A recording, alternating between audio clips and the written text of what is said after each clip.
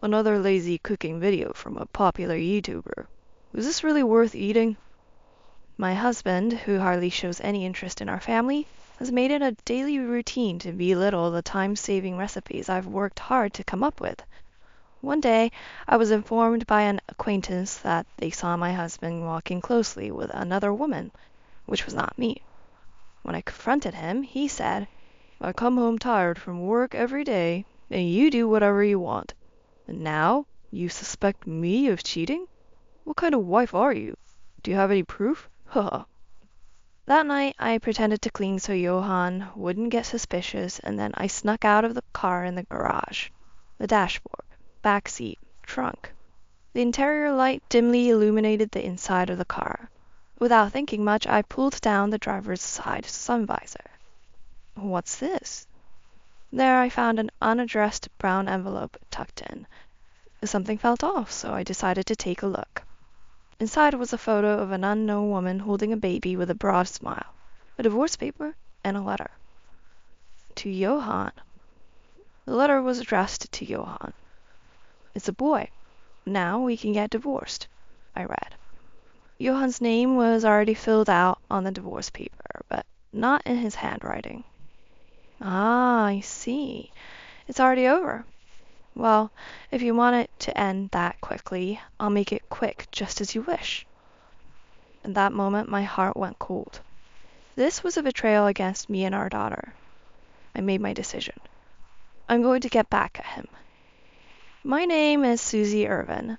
I'm a cooking YouTuber and mother to my 6-year-old daughter, Rachel. Cooking has been my forte since my student days, and leveraging that talent, I launched a YouTube channel a few years ago. There, amidst the hustle and bustle of a housewife's life, I've showcased numerous easy time-saving recipes and innovative arrangements using commercial ready-made meals that can get boring. Operating the channel passionately while balancing family life, it has gained popularity over the years, and I am now cherished by many followers. This turned out nicely. I wonder if this will bring joy to many people again today. Today, too, I was ready to upload a new video, fully utilizing my cooking skills. However, behind the shining facade, in front of the camera, there was something troubling me. My expression dims between the peeling dishes. "I'll be late again today." "You're always working so hard." "Don't worry about home." I smiled back at Johann's words, but behind that smile lies loneliness. Johann, my husband, is a manager responsible for planning and development at a home appliance manufacturer. He is dedicated to his work, highly trusted by his subordinates, and focused solely on his career. Recognized by his superiors as a rising star ever since he assumed his managerial role a few years ago, his return home has been late into the night, and he appears busy even on holidays. He's been getting home later and later these days, and sometimes he doesn't even come home at all. I wonder if he notices my forced smile. No, he couldn't possibly notice. Johann, who has paid little attention to family matters since our marriage, has never helped with household chores or childcare, leaving me to bear the burden alone. Nevertheless, I can't say I'm unhappy. "Mom, when is Dad coming home?" The one asking anxiously is my daughter, Rachel. Yes, I have a lovely daughter. Her presence always gives me strength. It looks like he'll be late again today. Sorry. I answer awkwardly. Rachel's expression quickly turns to one of sadness. It's understandable. She's 6 years old and still very much in her clingy phase. Just the other day, she confided in me that her friend had talked about how their dad took them to an amusement park. Is Johann and Rachel becoming more distant from each other? Feeling unbearable, I stroke Rachel's head. "Your husband works late. You get to be free, huh? I don't care if you're a YouTuber or whatever, doing whatever you like." Glancing at us sideways and barging in was my mother-in-law, Nancy. My expression tightens. Here we go again. My mother-in-law always criticized my lifestyle and blames me for everything possible. I barely manage to suppress a deep sigh. Another source of my troubles is my mother-in-law, who lives nearby. She's widowed, living alone now. Nancy has never shown any understanding for the profession of YouTuber, looking down on my job.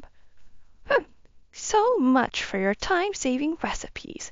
They're just shortcuts, aren't they? I hear this all the time, but the criticism hurts all the more because I'm passionate about my beloved cooking. Yet, despite her criticisms, Nancy, wanting to save on food expenses, comes over to eat the meals I prepare, even though she wasn't invited. Basically, your marriage has never been right. You can't even produce a proper heir. What use are you? A girl will just end up marrying and she won't be able to continue the family line. Johan got the short end of the stick by marrying someone like you.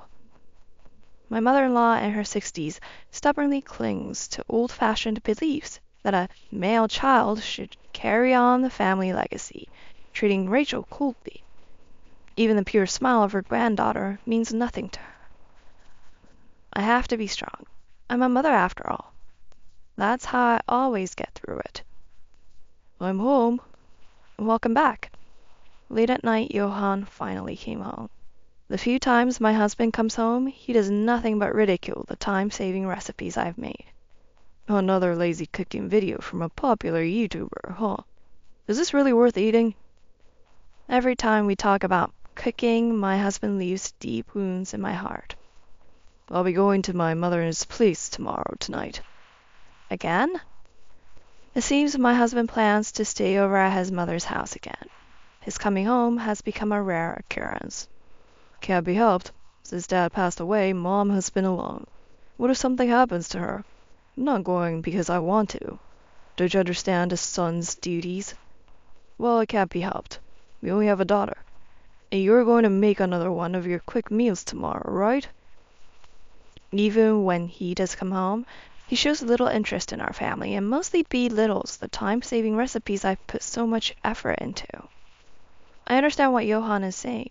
As an only son, he's probably trying to take the place of my father-in-law, who passed away early. However, the frequency of his stays at his mother's house has been increasing. Is it really necessary to take care of his mother so frequently? Or is there another reason? I couldn't help but think deeper about the reason. One day when I went shopping in the neighborhood, I ran into someone. Oh, Mrs. Irvin. Hello, Mrs. Abbott. Lovely weather, isn't it? She's a neighbor of my mother-in-law and gets along well with her. I had tea with your mother-in-law the other day. Oh, is that so? Actually, I shouldn't speak too loudly about this, but I saw your husband Johan walking with a woman the other day. What?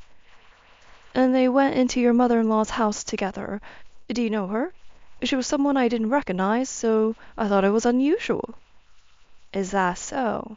Maybe someone from work or someone related to caregiving, perhaps? Right, sorry. Don't mind me. I hurried away, my heart pounding and my voice quivering, trying desperately to hide it. Who is she? What's going on?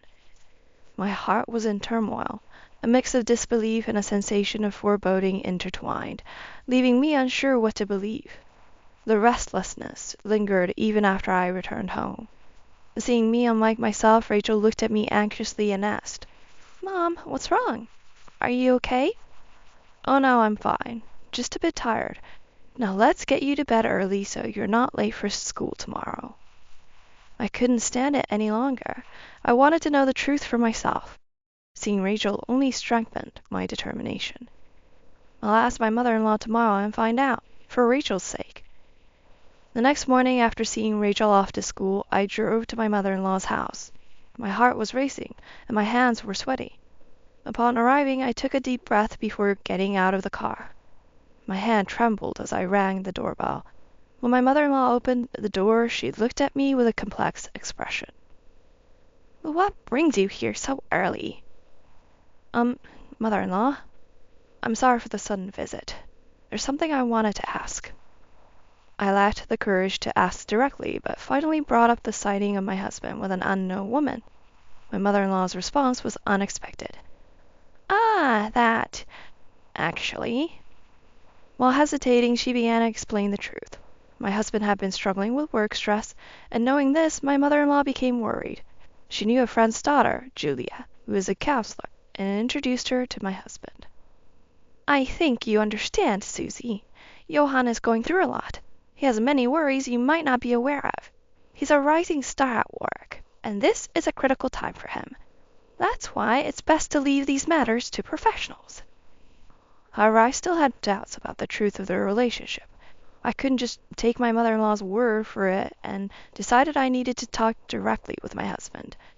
On the drive home, I deeply contemplated what I should do next and what lies ahead for our family. One thing was clear. I couldn't just do nothing. Through a conversation with my husband, I had to uncover the truth and consider our family's future. That was the only path left for me. The next night, when my husband returned home, I brought up the subject to confirm the truth. Someone from your mother's neighborhood mentioned they saw you walking with a woman who isn't me.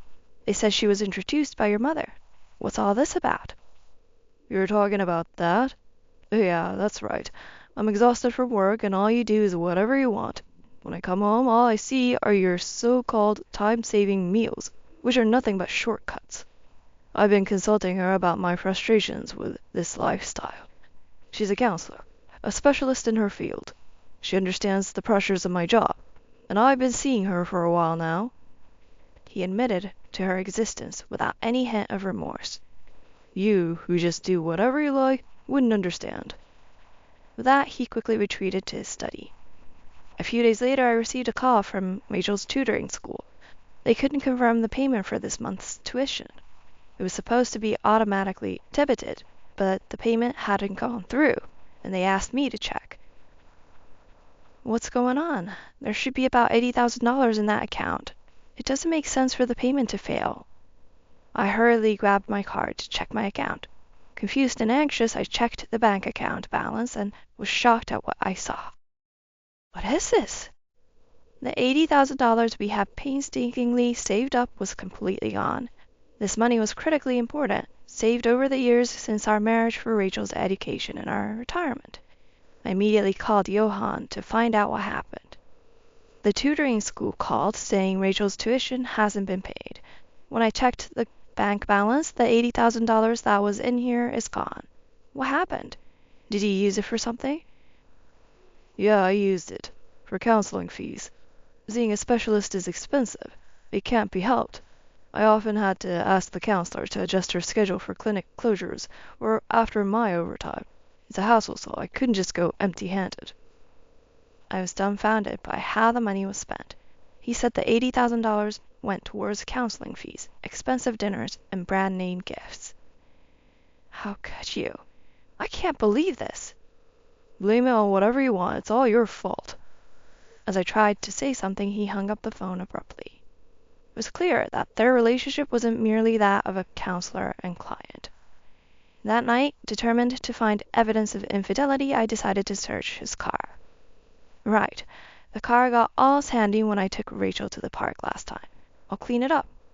I pretended to clean so Johann wouldn't get suspicious. Then, I snuck off to the car in the garage. I checked the dashboard, backseat, trunk. The dim-lit interior light illuminating the inside. Casually, I pulled down the driver's side sun visor. What's this? There, tucked away, was an unaddressed brown envelope. I got this weird feeling of unease. I hesitantly looked inside. Inside were a photo of an unknown woman holding a baby with a broad smile, a divorce paper, and a letter. To Johann. The letter was addressed to Johann. A boy is born. Now we can get divorced, I read. Johann's name was already filled out on the divorce paper, but not in his handwriting. Ah, so that's how it is. It was over long ago. If you wish to end it that quickly, I'll make it quick, just as you wished. In that moment, my heart went cold. This was a betrayal against me and my daughter. I made a decision. I'm going to get back at him. One day, my husband casually mentioned, I'm going to my mother's place today. Okay. Thinking it was likely another visit to his affair partner, I felt no loneliness. This is it, the only chance. After confirming my husband had left, I packed up our belongings, and Rachel and I left the house. Soon after, I submitted the divorce papers that were in the envelope. This won't be the end of it. I took further steps. It was necessary to settle things properly. I secretly commissioned an investigation for property division claims. There was no worry about not finding anything, as I knew he was guilty. Soon the results came back, revealing the affair. On the days Johann claimed to be staying at his mother's, he was actually dining out with a woman from the photo, entering an apartment building 2 stations away, and not coming out until the morning. Just as I thought. I wasn't surprised. Through a lawyer, I demanded child support, a property division, and the return of the $80,000 which he had spent. Immediately I received a call from Johann. "What the hell are you doing? How dare you act on your own? Don't mess with me." "You were the one who betrayed us first. That money was for Rachel, your daughter. You're her parent, after all. It's only fair." "Don't think you can get away with this. I never wanted a daughter from the start. Just like you always, cooking. I was sick of it. I'm better off without you. If paying that petty cash cut ties with you, I'll pay it all." Johann ranted over the phone, sounding desperate. He's keeping his word, and paying for the division of property, child expenses, and schooling all in one go. The promised amount was deposited into my account later. "Hey, I've paid the promised money. Are you satisfied now?" Johann contacted me. "Julia, unlike some YouTuber like you, cooks lavish meals every day, not those lazy ones. And Mom is happy, saying it's good that a competent wife came along. I'm relieved to be rid of you. I should have divorced you sooner." With the divorce, a weight was lifted off my shoulders. No more snide remarks from my mother-in-law, and no more worrying about Johann, who barely came home. Most importantly, Rachel wouldn't have to suffer anymore. From then on, Rachel and I led a peaceful life. However, 3 months later, my ex-husband suddenly summoned me to my former in-law's house. Entering the familiar living room, I saw Julia holding a baby, my mother-in-law, and Johann. Suddenly, Johann started to shout, "Hey, cut it out, will you? We've already cut ties, yet you're still harassing us?" "What are you talking about? I have no idea what you're saying." "Don't play dumb. Ever since we divorced, every project I've worked on has fallen through. The home appliances I developed aren't selling at all. I've been demoted because of this responsibility. I've even been ordered to transfer to Alaska. When I asked my boss what was going on, he told me to ask you. What are you planning? Do you hate seeing people happy that much? You're trying to ruin us, aren't you?" "Stop making accusations. I know nothing about it." "You can deny it all you want. I'll sue you for defamation. Get ready for a huge compensation claim." "What are you talking about?" "Fine, do what you want." I laughed it off. Until now, in my time-saving cooking videos, I had actively used and promoted the appliances Johann had planned and developed. The promotional effect of those videos was the reason Johann's appliances sold well. However, after the divorce, I saw no reason to continue using or promoting them, and decisively stopped. "Mrs. Irvin, we hope you'll agree to another tie-up with our product." "I'm sorry, but I am no longer Mrs. Irvin. My husband cheated on me, and he even had a child with his mistress. We have divorced, so I will no longer be associated with your products. They remind me of my husband, so please refrain from contacting me in the future." "Please don't say that. It would be a huge loss for our company. Could you possibly reconsider your decision? We'll do anything, please." Following this, the company demoted Johann to remove him from his current role. Indeed, the company had realized that the increase in sales was not due to Johann's abilities, but had instead chosen me over my incompetent husband. After I shared the whole story of my interactions with Johann's company, Johann was completely disheartened. He wasn't as loud and confident as before, and he looked surprised and couldn't come up with a reply. "Oh yes, I heard something interesting lately. It was about Julia, right? She seems to be going to the department store's food hall every day. A friend of mine works there. Apparently, she's been buying up ready-made dishes. What's for dinner tonight? Which store's dish did you go for? I'm sure your mother-in-law is thrilled with those luxurious ready-made meals." "What? What do you mean, Julia?" "Hold on a minute, Julia. Explain yourself. Were you deceiving me?" "What? I mean, you said you'd spoil me, Johann. That you'd do anything for me. That's why I agreed to be with you, liar." "Hey, Mom, it was you who said Susie was no good, and we should go for Julia. You were all happy about Julia's meals, praising how delicious they were, coming over every night for a free meal because you're too cheap to spend on your own food. And now you're trying to act all innocent." "It's not even homemade. It's all store-bought. It was a complete disaster. I no longer wanted anything to do with such despicable people. With that thought, I quickly left my former in-law's house. I wish you all happiness. 5 years passed, and I was approached once again by the appliance company my ex-husband used to work for, asking for a collaboration. My heart wavered. Maybe I should just say no. The thought of possibly having to deal with Johann again made me hesitant. Then I was told, Mr. Irvin has resigned from the company. It seems his health hasn't been very good. What? Johann has stayed with Julia, who never attempted to cook, and they continued to eat only ready-made or department store meals. Without considering nutrition, they consumed meals high in salt, sugar, and fat, leading to accumulating stress and a disordered lifestyle. As a result, Johann ended up gaining 66 pounds, dealing with some health problems and not being able to work like before. Knowing Johann was no longer there, I decided to accept the collaboration. Mom, what's for dinner? I'll help. Thank you, Rachel. How about a potato gratin, your favorite? Yay! Mom, tie my apron, please. You've gotten really good with a knife. Of course, I'm the daughter of a popular cooking YouTuber, right? I'm going to be a YouTuber and stream cooking when I grow up. My next goal is to come up with some easy, healthy recipes that kids can make too. I want to help out all those busy moms out there. Yes, that's right. My next stream will be a collaboration with Rachel.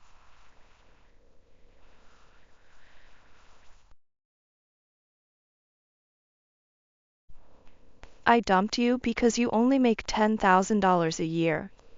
Poor people deserve to be thrown away. What on earth is the ex-husband misunderstanding? Huh? That's just the monthly rent, though. My name is Tiffany.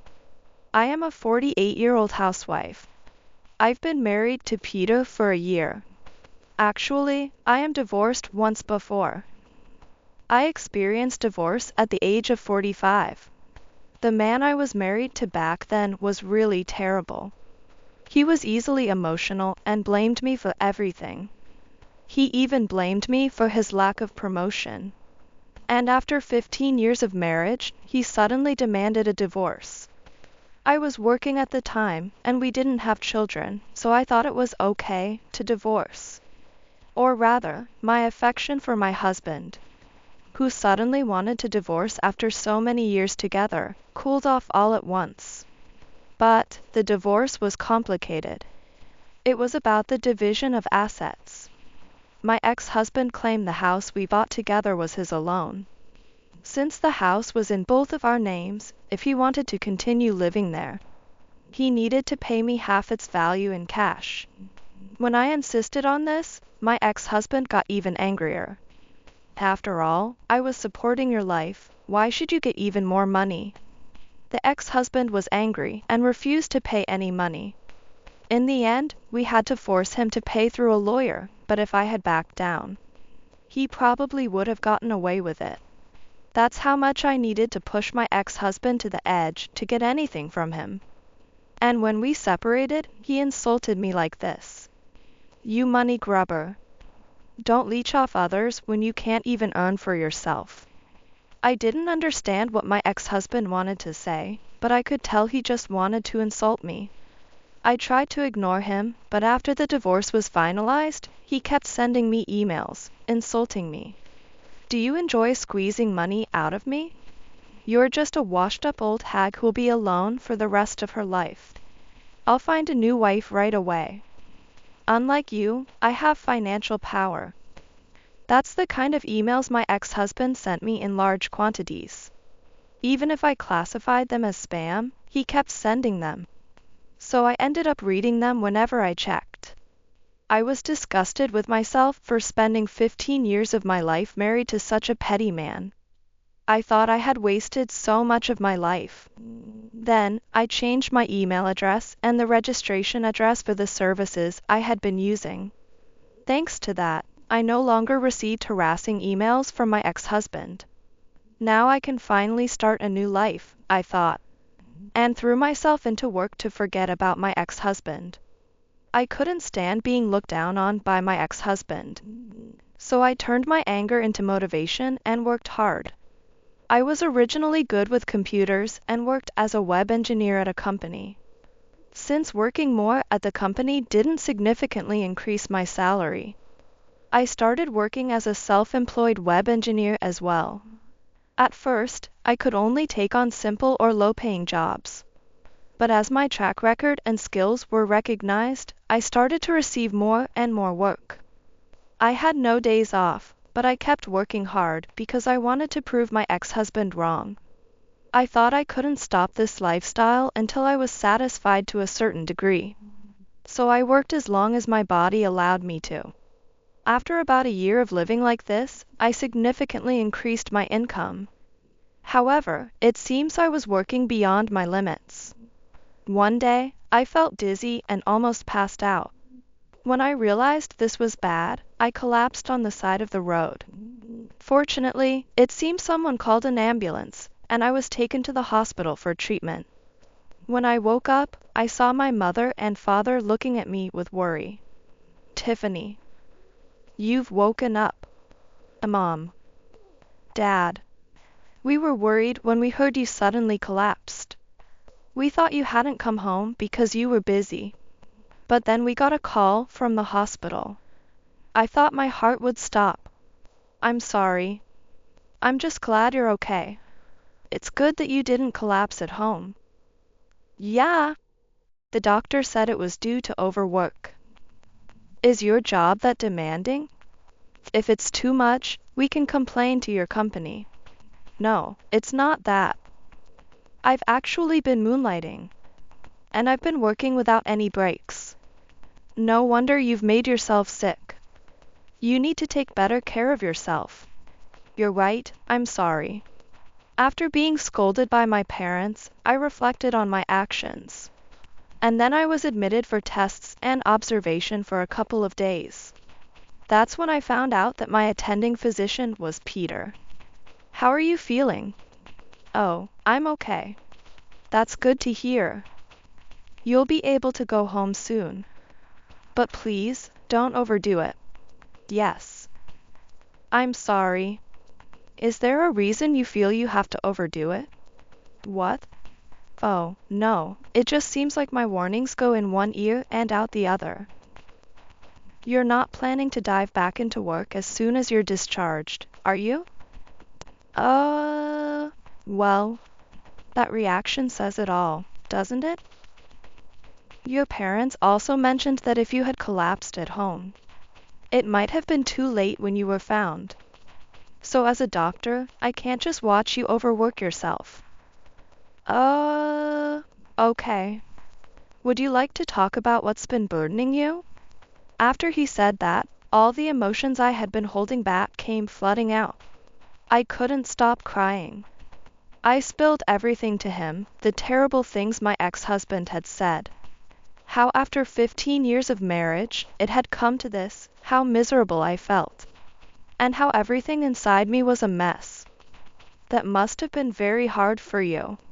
He just listened quietly and then spoke kindly to me. "You should do what you feel you need to, for as long as you need. But please, come in regularly for checkups. I have a duty to ensure my patient's health isn't compromised by overworking." "Understood." I promised him that and was discharged. I continued with my main job and my side job, but I didn't work as excessively as before. I didn't want to worry him. However, I wanted to see him, so I visited the hospital about twice a month. Each time, he listened to me with a smile and kindness, making me feel as if I were attending a counseling session.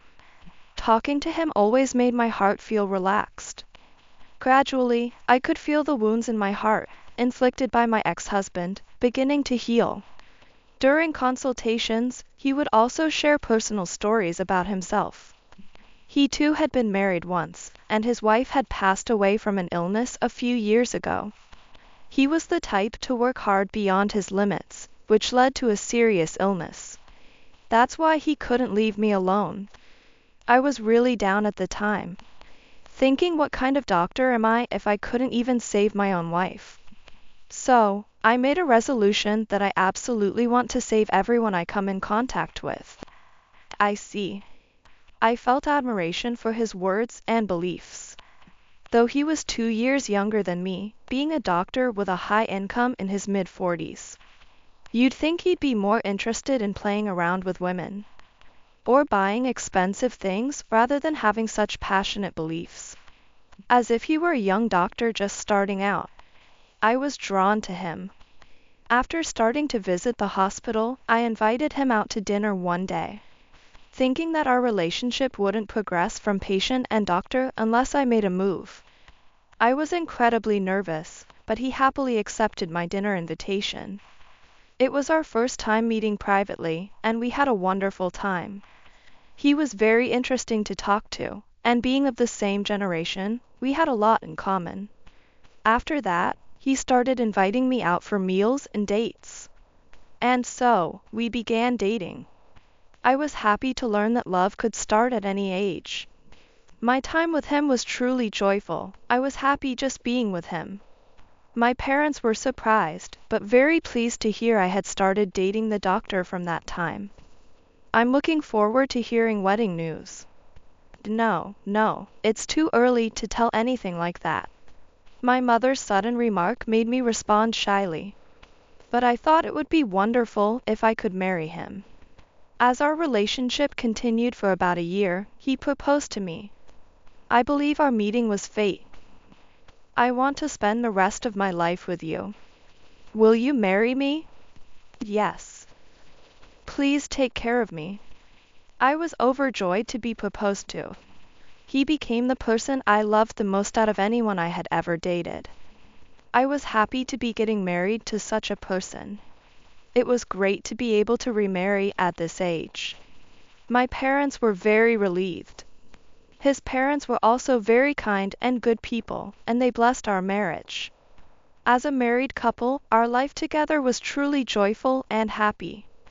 I continued my freelance work, but decided to quit my main job to focus on household duties, not wanting to worry my husband. Besides, I wanted to spend more time with my husband. And there was no financial worry, so there was no need to work so hard. I no longer felt the need to prove anything to my ex-husband. We were enjoying our happy days together. However, an unexpected event occurred. I encountered my ex-husband. This happened while I was waiting for my husband at the hospital where he worked, planning to go on a date. The clinic closed at 2 p.m. that day, so I was waiting in the waiting room for my husband's work to end. The hospital where my husband worked was a large university hospital, so sitting among the patients did not cause any inconvenience. The reception staff already knew about my relationship with my husband, so they didn't mind me waiting. I was reading my favorite novel while waiting for him when suddenly someone called out to me. Huh? Tiffany, isn't it? I looked up at the sound of my name, and there was my ex-husband, Eric. Eric. What unfortunate luck to encounter my ex-husband here. And beside him stood a young woman in her 20s. They were arm in arm, but they didn't seem well matched at all. It looked more like a middle-aged man flaunting his wealth with a young hostess. Do you still have that unlucky look, huh? You still have that annoying face, I see. I never wanted to meet my ex-husband again, but since we had run into each other, I thought I might as well provoke him as much as possible. Huh? Who do you think you are? Don't get cocky just because I dumped you. He glared at me with a look of utter disdain. I dumped you because you were making just $10,000 a year. I bet you're still living a poor life on a yearly salary of $10,000, right?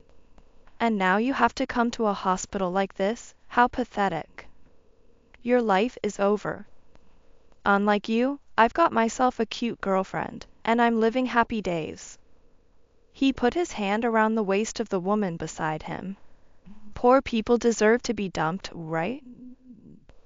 The woman with him seemed utterly convinced she had bested me, basking in a sense of superiority. What on earth is my ex-husband misunderstanding? I'm earning far more now than he ever did. Huh? That's just my monthly rent, you know? What? My ex-husband's eyes widened at my comment, but he quickly smirked and insulted me again. Nah, that's gotta be a lie. If you're going to lie, at least make it a believable one. That's just too sad. The woman laughed along with my ex-husband. Birds of a feather flock together, it seems. It's fine if you don't believe me. As I said this, the woman next to my ex-husband pointed at my necklace, looking surprised. Wait, isn't that a super expensive necklace? Oh, you noticed? Well spotted. I took the necklace in hand to show it more clearly to the woman. Wow. It's real. Is it really that expensive? He asked the woman with a skeptical look. The woman excitedly said, "This is worth at least $20,000.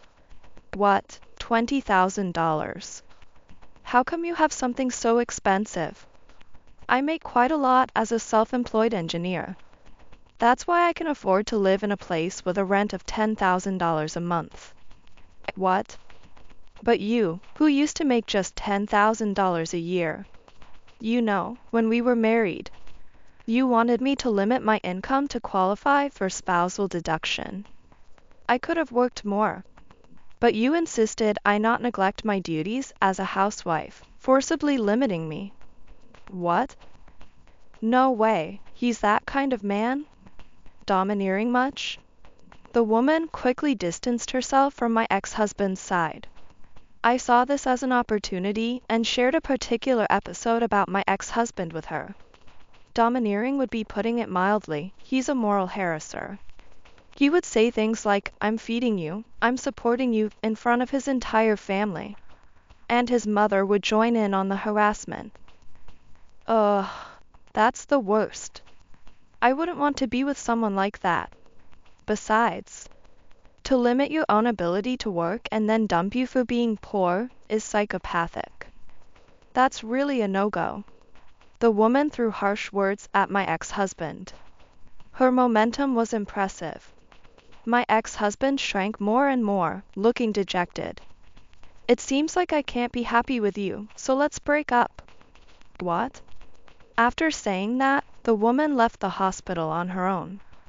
Hey, this is your fault. Huh? It's clearly your responsibility. I just warned her so we wouldn't have a second victim. Besides, you're the one who started talking to me. It's all your own doing. Shut up. You flaunting your wealth, there's got to be some trick to it, like winning the lottery. You're still inferior to me. He shouted that. This is a hospital, keep it down. Even though I told him to be quiet, my ex-husband wouldn't listen. Don't tell me what to do. But as soon as my ex-husband said that, my husband appeared. "I'm sorry, but this is a hospital. Could you please keep it down?" My ex-husband was taken aback when addressed by the doctor. "Oh, sorry, doctor.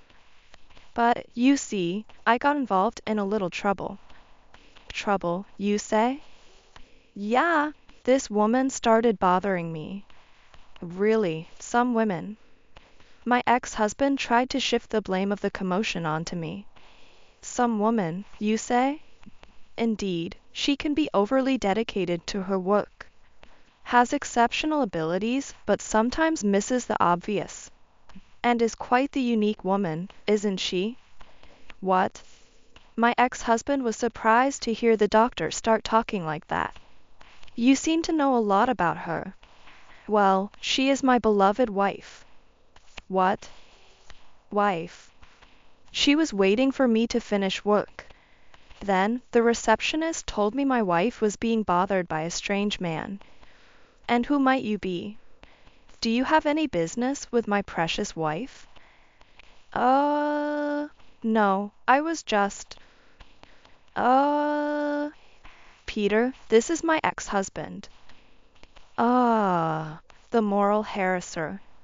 Even after divorce, you tried to continue your harassment towards your ex-wife? You're quite persistent. I was just. It seemed that at this point, my ex-husband finally realized that the eyes of everyone in the waiting room were focused on him. What? I haven't done anything. If that's the case, could you please leave promptly? And never appear in front of my wife again. I just happened to see her. Shall we call the police? No, please. I'll leave. Saying that, my ex-husband hurriedly left the hospital. His departure was so uncool that I felt a great sense of relief. It was good to let him know, in no uncertain terms, that I was much happier. But all of that didn't matter to me anymore. Being able to spend time with my current husband was the greatest happiness of all. I was also glad and impressed that my husband had chased my ex-husband away from me. Later on, I heard about my ex-husband from a mutual friend. Apparently, he had racked up a significant amount of debt trying to support the hostess who was with him. And after she left him, he was stuck with a huge debt. As a result, he is now a divorced, debt-ridden man in his late 40s, a rather pitiful status. Well, it's really just desserts and truly serves him right. On the other hand, I continue to spend happy days with my husband, who cherishes me the most. I look forward to creating many more joyful memories with my husband in the future.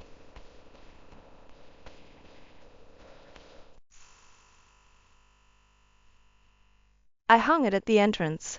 Take care of it for a week. Huh? Take care of what? My usually self-centered sister-in-law suddenly called me out of the blue. She said she left her baby in a reusable bag at our doorstep.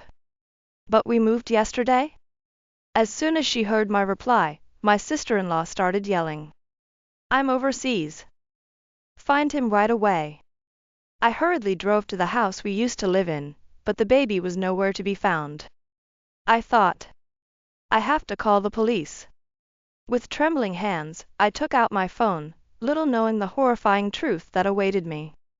10 years ago, I married my husband Ben and we lived together. We wanted children, but it didn't happen, and before we knew it, I was 38. Taking advantage of me was my sister-in-law, Tiffany, 5 years my junior. Her husband was a CEO, and my husband worked for his company. Using his position, Tiffany, who lived just a 10-minute drive away, often asked me to do her shopping, and after she got pregnant, she called me over more often, even making me clean the house and cook dinner. Even though I'm someone who enjoys taking care of others, I finally told my husband that it was too much. But he just said, I'll talk to her eventually. Sorry, but could you keep helping out for a while? He's probably being used by Tiffany's husband, so he must be in a tough spot. Thinking this, whenever Tiffany called, I reluctantly went to her house. My stomach is heavy. Hey, Wendy. Stop daydreaming and get me the TV remote. Huh? What's with you?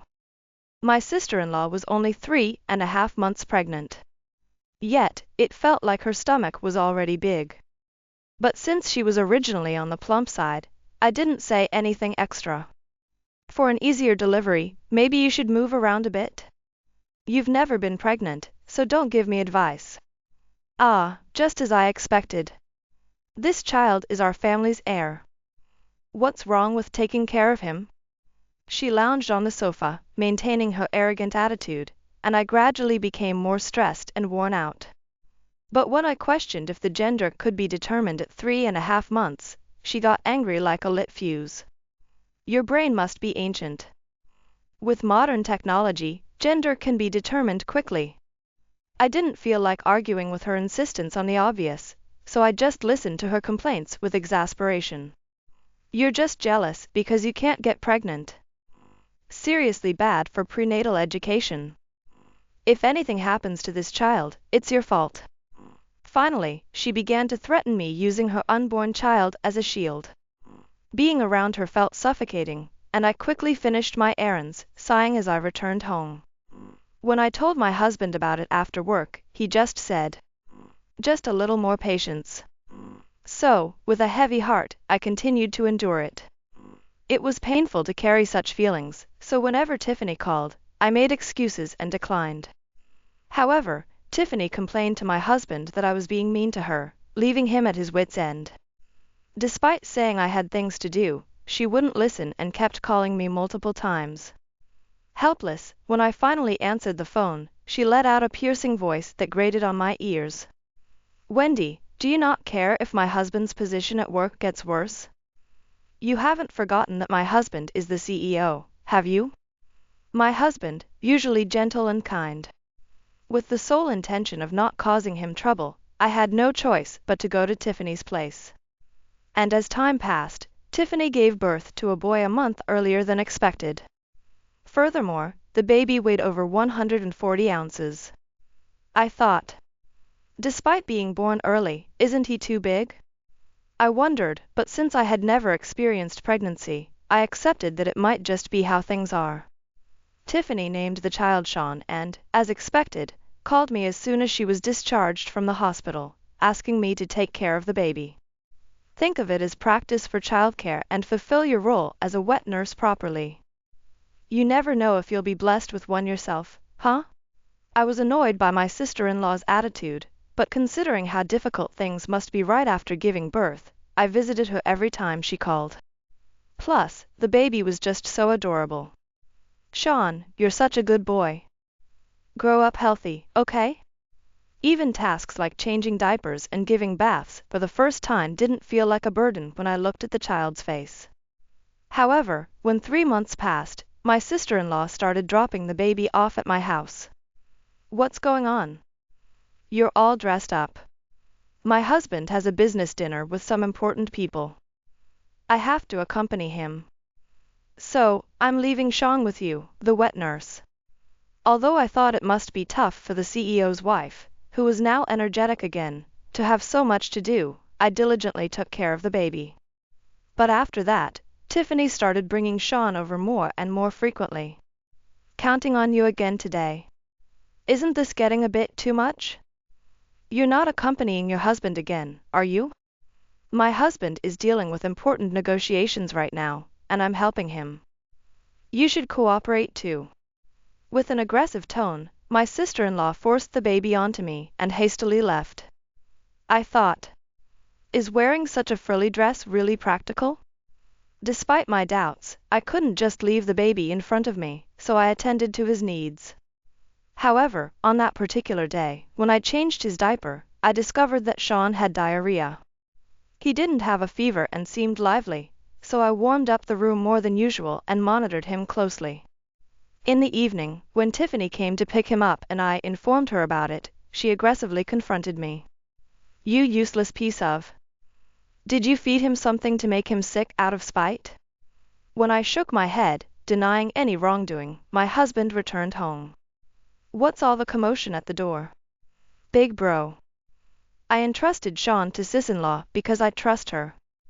But she made him sick." Her voice, usually rough when berating me, now sounded meek, and she started crying.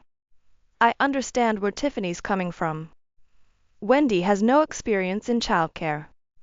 It was a bit cold today, so maybe he caught a chill. I'll apologize, so please forgive her. My husband stood up for me, but without having done anything wrong, I didn't see the point in apologizing. With a sense of frustration, I watched Tiffany and Sean leave. Feeling dejected, as I started preparing dinner, my husband suddenly put on a serious expression and took out an A4-sized envelope from his bag. "Wendy, there's something important I need to tell you. Forget about dinner for now and have a seat." Presented with the documents spread out on the table and the words my husband uttered, I couldn't immediately believe it. Moreover, it was something I hadn't even imagined, so I was taken aback.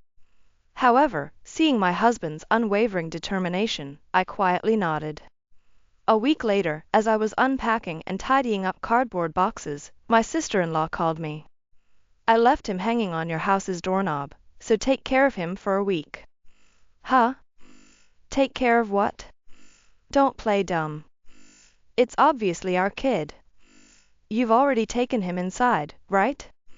Upon closer inspection, I realized that since I wasn't home, she had put the baby in the reusable bag I had and hung it on the doorknob. Hearing this, I was shocked and flustered. Wait a minute. We moved yesterday, so we're not going back to that house. Please go pick up Sean right away. However, my sister-in-law responded with, "Huh? You're lying again, aren't you?" And didn't believe what I was saying. But when I responded with a serious tone, insisting it was true, she suddenly panicked. Turns out, she had left Sean behind 5 hours ago. And to my surprise, I learned she was currently traveling abroad. It was still chilly despite being spring, and the temperature hadn't risen much that day. Go pick up Sean right now. Hurry. More concerned about the baby than infuriated by my sister-in-law's attitude, I immediately drove off.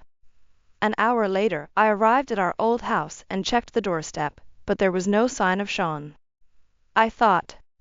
And no reusable bag. Why? I searched the yard thoroughly and asked neighbors, but everyone just said, "I don't know." I thought. How come there were no cries either? Feeling like there was no use continuing the search, I thought of calling the police, and I grabbed my phone. That's when I received a call from someone. What do you mean? Listening to the shocking content, I was speechless.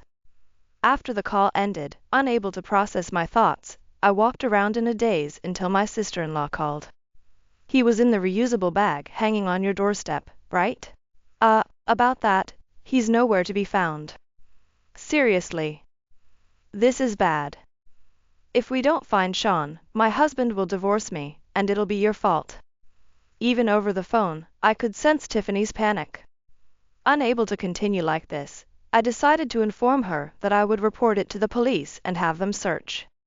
But she adamantly refused. If you do that, it'll become a big deal, and my husband will find out. Isn't Sean more important than your image? Sean is just a tool for extracting money from my husband. Hearing those words, I was stunned by her selfishness. Ignoring my presence, I heard her talking to someone else. After a while, Tiffany said something even more unbelievable. My flight for today got canceled, but I'll return tomorrow.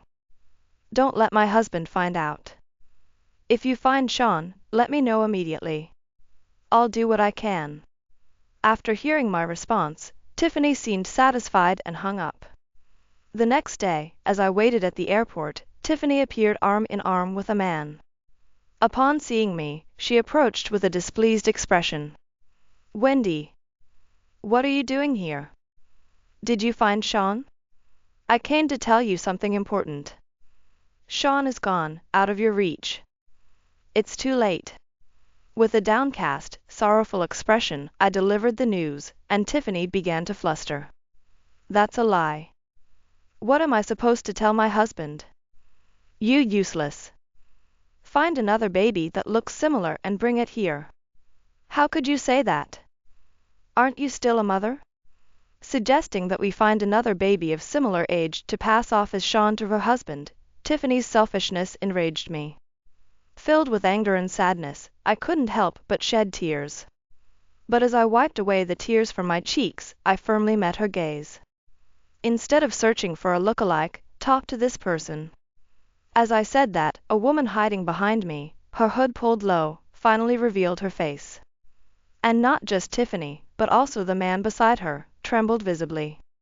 Yes, she was the wife of Tiffany's cheating partner. Too shocked to move, the man was then berated by his wife, who exclaimed, "You scum! I'll beat some sense into you." And without hesitation, she delivered a resounding slap to him, right then and there. The force was so intense that passers-by stopped in their tracks. Cradling her husband as he slumped to the ground, she turned her gaze toward Tiffany. Then, Tiffany quickly paled and started speaking rapidly. Excuse me. Please don't get the wrong idea. We're not in that kind of relationship." "Huh? Hold on, Wendy. Stop recording with your phone." Despite trying to cover it up, my sister-in-law flipped out on me for having my phone up, seemingly to capture the scene. But I remained calm. "So, how do you explain this? From the envelope I had brought, I pulled out emails between my sister-in-law and her affair partner, as well as cozy photos I found on social media. Tiffany forcibly snatched them from me and glared at me. Snooping around like that is despicable. How did you even find this guy's wife's contact? I happen to know his wife. She's someone I've met before. Huh? When I saw my sister-in-law's affair partner on social media, I recognized him as the husband of the woman who does my hair at the salon. Though he was also a hairstylist, his wife owned multiple salons and was skilled and successful. In contrast, I heard that her husband didn't work and just wandered around aimlessly, earning him the title of idle hairstylist. When I went to inform his wife about Tiffany's affair trip, she said, "I've had enough. I'm joining in too." And came along. Though she usually had a gentle and kind demeanor, I was honestly surprised at how scary she could be when angry. Facing the philandering idle hairstylist, his wife, rubbing their hands together like a fly, continuously begged, "Please don't divorce me." Meanwhile, I sensed her strong determination as she steadfastly shook her head. "And Sean turns out to be a child from infidelity, huh? Huh? You're just saying random things with no evidence. But being born a month early and weighing over 140 ounces is quite large, isn't it? And you're probably hiding the actual number of weeks, right?" As I said this, I presented documents from another envelope, a maternity record book and proof that Tiffany's husband and Sean weren't related. "You're playing dirty tricks. But if I tear these up, it'll be as if nothing happened." Tiffany snatched the DNA test results from me and tore them up on the spot, looking smug. She probably thought she could get away with it, but it wouldn't be that easy. It's better to talk directly with the person who gave me these documents. When I turned my phone screen toward Tiffany, her eyes and mouth widened so much it looked like she was about to scream. And for good reason. On the screen was Tiffany's husband. I hadn't been recording, I had been video calling with Tiffany's husband the whole time. "Tiffany, you lied about going to your parents' house, and you dared deceive me like this." Well, I mean, Repeating words that made no sense at all, my sister-in-law stumbled. Standing before her, I spoke slowly. "Listen carefully, because I'm going to explain everything step by step. A week ago, Tiffany's husband, after finding emails between Tiffany and her affair partner, had suspicions and decided to get a DNA test for Sean. At the same time, he lied to Tiffany about going on a week-long business trip. Then Tiffany, upon receiving the email from her affair partner, immediately booked a trip online. In her excitement, she didn't even think about erasing her browsing history. On the day of the trip, Tiffany put Sean in a reusable bag, hung it on the doorstep of the house where I used to live, and happily skipped off to the train station. Your husband, who was following you, ended up rescuing Sean. If he hadn't, who knows what would have happened after being left on the doorstep for over 5 hours. Huh? So, Sean is alive? Yeah, he's with me right now.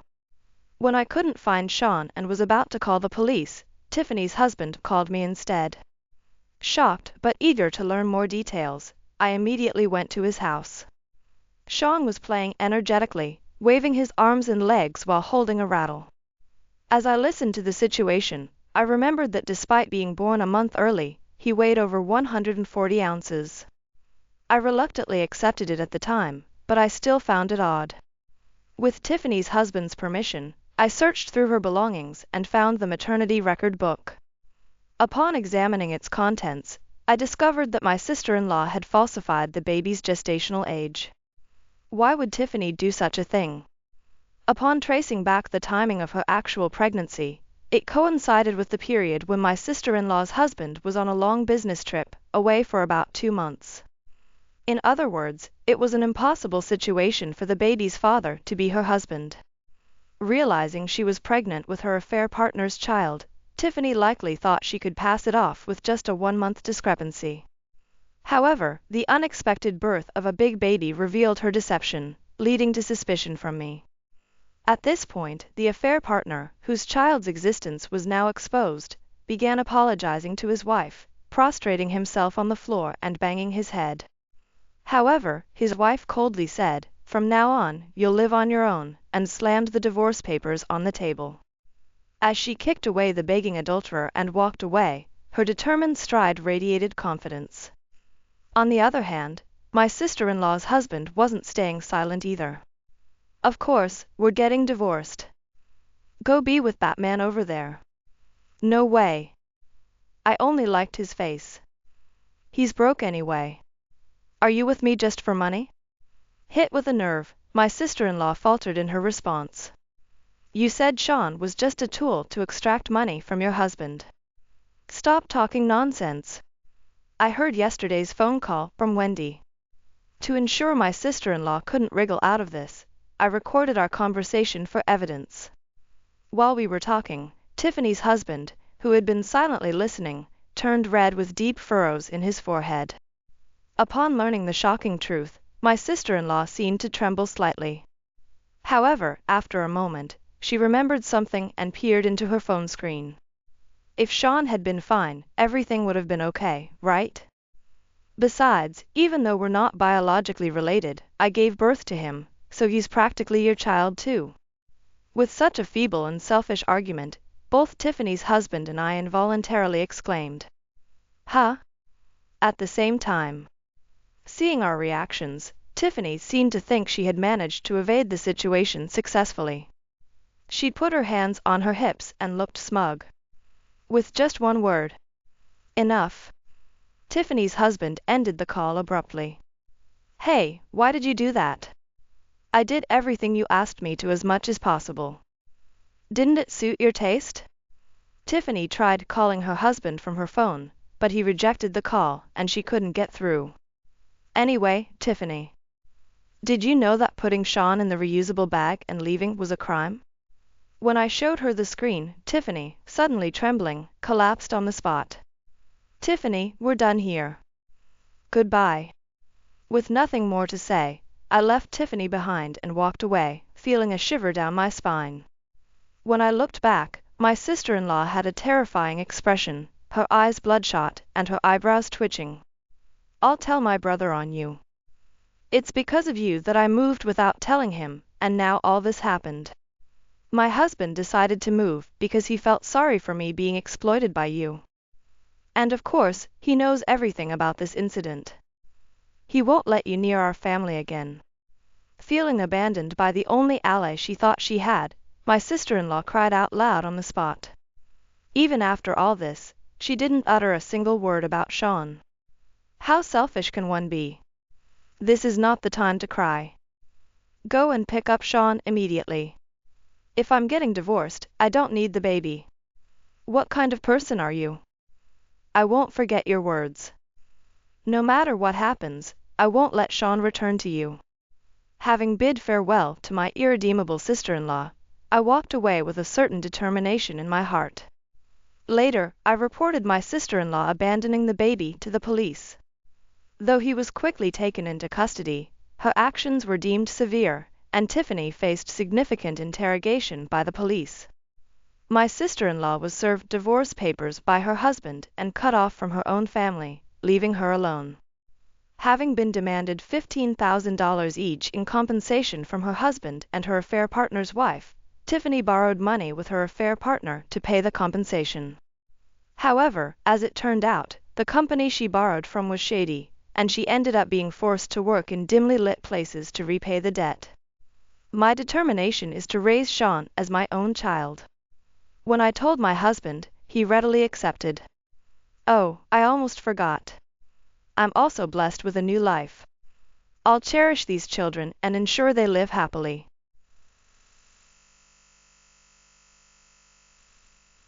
You are thinking too much about cheating. If you were being cheated on, maybe you have a problem too? Like not being attractive enough.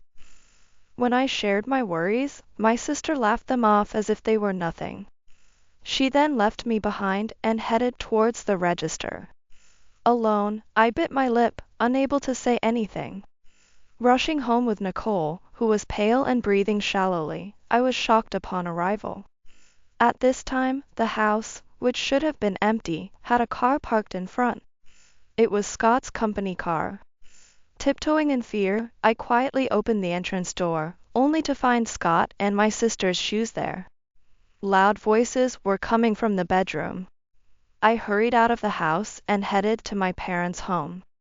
Dad, something terrible has happened to my sister. Kelly Brown, will make sure they regret turning me and that father of ours into enemies. I am Kelly Brown, a housewife in my early 50s. My joys are reading, laughing, and making others laugh. I consider being cheerful my forte. Despite my quiet and plain appearance, I've been told I'm like a comedian when I talk. My family is the complete opposite of me.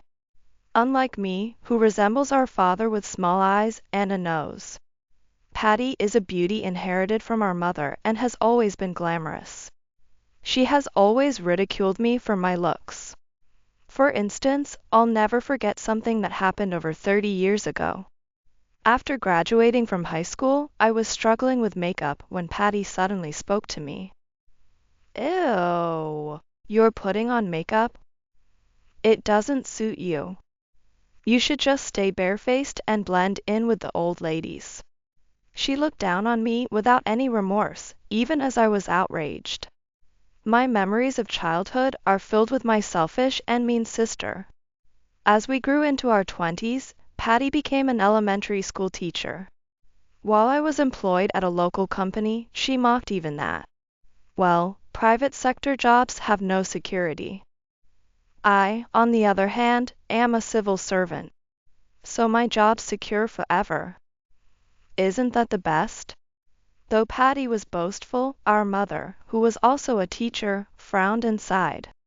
Our father, the jokester, could turn even such situations into jokes, making us laugh. However, my heart only truly cleared up when Patty wasn't around. I fell in love 3 years into my job, at the age of 23. The man was a quiet colleague who wore glasses, named Scott.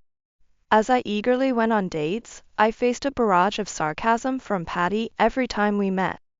She criticized everything from my clothes, makeup, to my taste in men.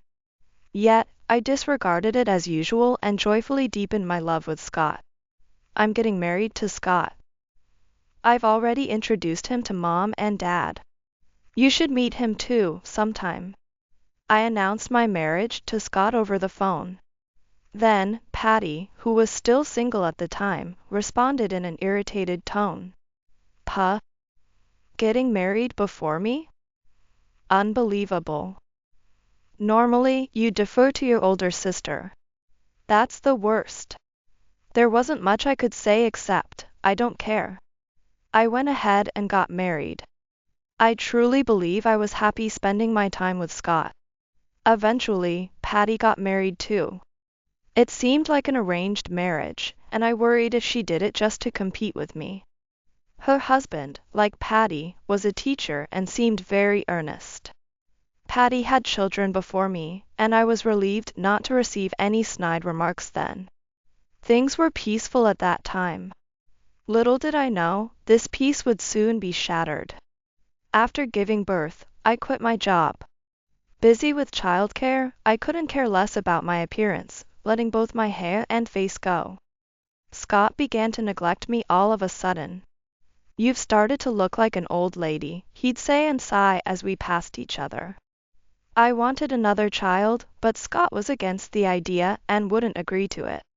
It was a real shock, and I even considered divorce. When I consulted my friends and parents, they all listened sympathetically. On the Thanksgiving day at my parents' house, I confided in my sister, Patty, out of desperation. However, her response was less than helpful. You're lucky to have gotten married at all. If you have complaints, why don't you just divorce him now? Stop nagging. Patty said this with an air of annoyance, then fixed her makeup and went out. Left behind was my brother-in-law, looking isolated as he took care of the children. Seemingly uncomfortable at his wife's family home. While realizing I couldn't get along with my sister, I was troubled by Scott's coldness. Yet, I couldn't bring myself to leave him, and time just passed. Now, nearly 30 years later, the worries of my youth have faded into the busyness of life. And I have not divorced Scott. The romantic feelings have long since ended. But I still consider us to be companions under the same roof. After our daughter, Nicole, entered middle school, I started working as a cashier, which gave me a place outside of my home. However, the store where I worked for many years is closing. The store where I work is closing, so I'll be unemployed from next month. When I mentioned this at dinner, Scott looked up, seemingly surprised. Nicole, who had been quietly eating her hamburger, swallowed and then suggested, "That's okay. You've been working hard all this time, so why not take a break? If you quit your job, we can align our weekends. Let's go on a family trip or something." I was delighted by Nicole's suggestion. Until now, it had been difficult to align our schedules because I was busy on weekends when Scott was off. But as Nicole said, it would now be easier to coordinate. Nicole works in the service industry, so despite being a full-time employee, she can choose her holidays to some extent. After dinner, as I was washing the dishes, Scott suddenly spoke to me. It was rare for us to have a conversation, except maybe while watching TV.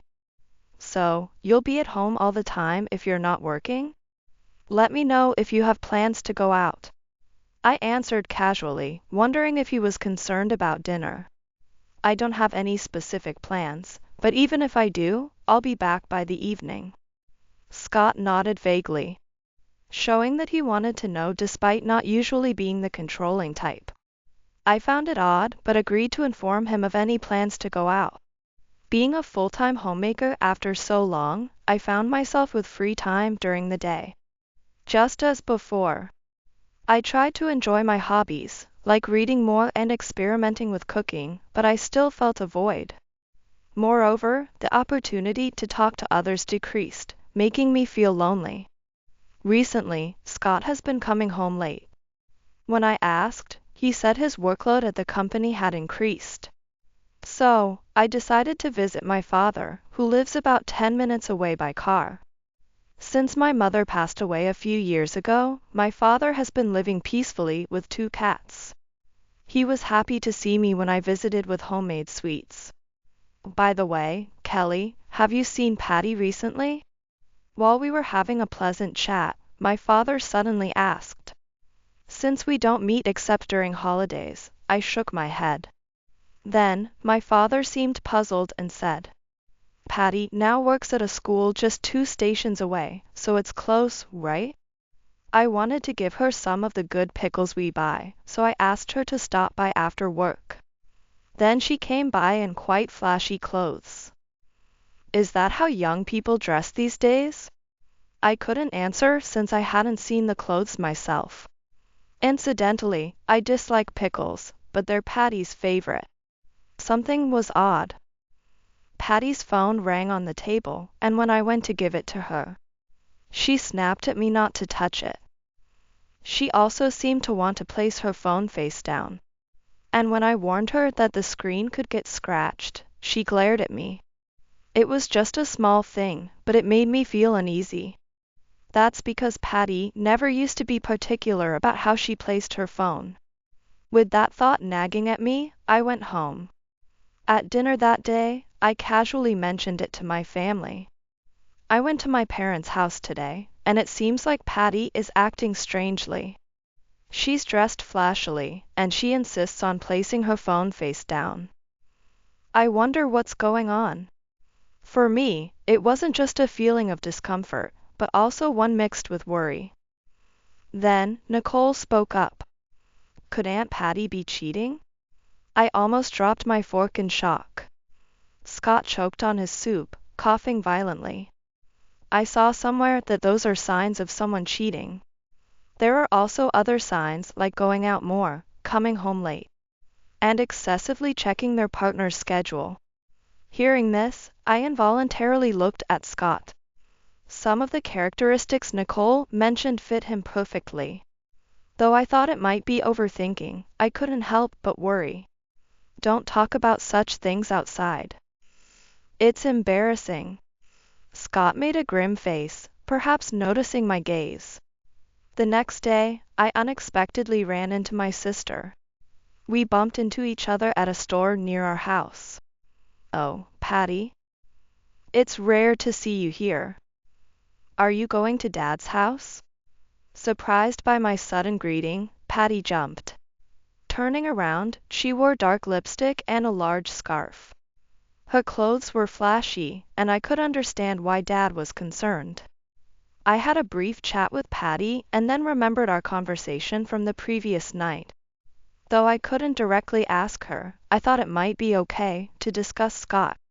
You know, last night Nicole was talking about the characteristics of people who cheat. And well, my husband fits quite a few of them. It's surely nothing, right? I'm just feeling a bit anxious. Ignoring my sigh, Patty was choosing a drink. Then she replied lightly, "You're overthinking it. If you're being cheated on, maybe it's because you have a problem? Like not being attractive enough." I was slightly irritated by her dismissive attitude. Patty quickly ended the conversation and headed to the cashier, leaving me behind, biting my lip, unable to say anything.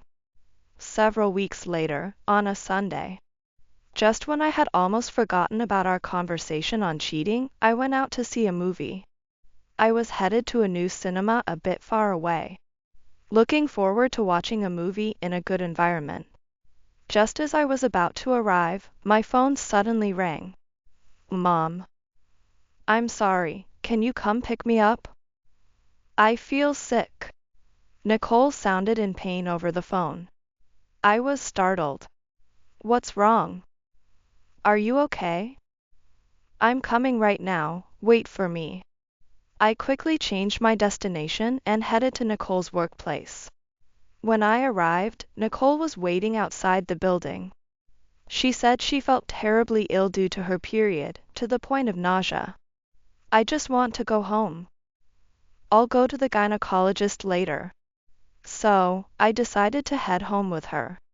A few minutes later, as I safely arrived in front of our house, I was puzzled to see Scott's company car parked there.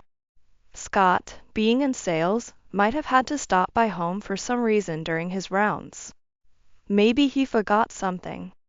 He knew I would be out today, so he couldn't have asked me to receive any deliveries. Without much thought, I parked my car and entered the house with Nicole. There were women's shoes in the entrance. Not belonging to our house, these women's shoes were there, alongside Scott's. I felt a chill run through my entire body. The conversation about cheating suddenly came rushing back. I then heard strange noises coming from the bedroom. It seemed they hadn't noticed us. Leaving Nicole, who was pale not just from her condition, at the entrance, I approached the bedroom. And then, I stopped. I recognized the voices more than anyone else's. "Patty," I involuntarily murmured. Scott was in the midst of having an affair with my sister. Silently, I tiptoed back to the entrance.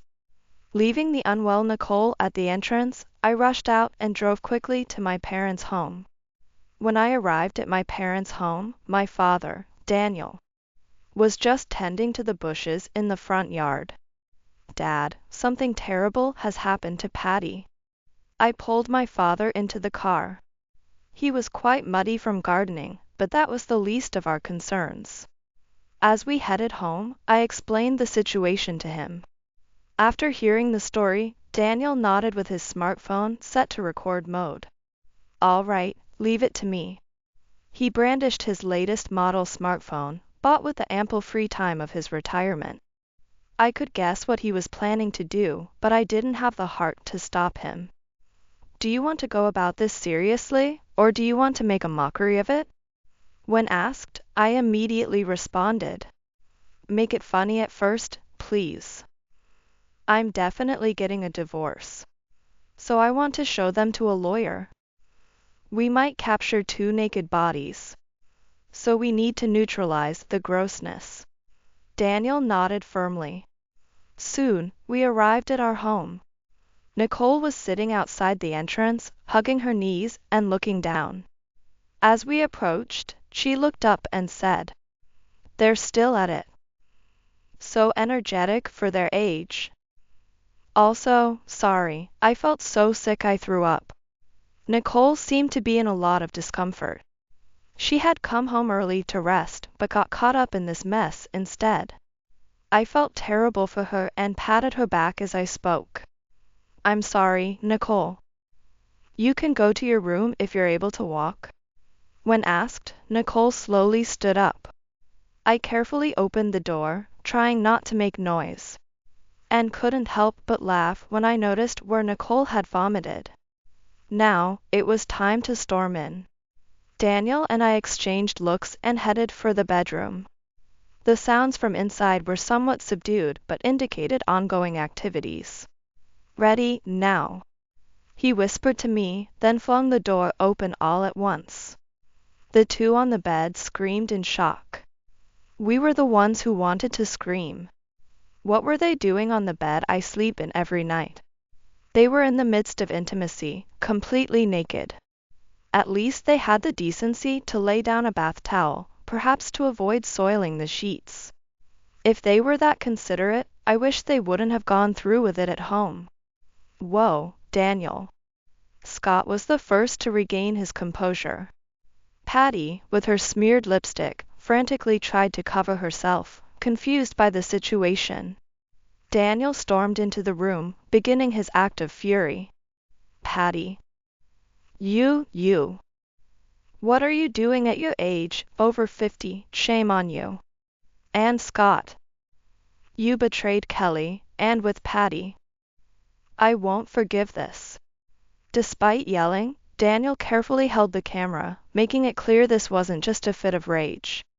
Daniel has always been like that. The more he is angered or shocked, the calmer he becomes, managing to turn the situation to his advantage. But Scott and Patty were too flustered to realize this. Seeing their usually fun-loving grandfather furious made them completely panic. Daniel handed me the smartphone and pressed further. "When did this start? How long have you been doing this? Shameful, both of you." Oh. He turned bright red and spat out incomprehensible words, then suddenly collapsed onto the bed.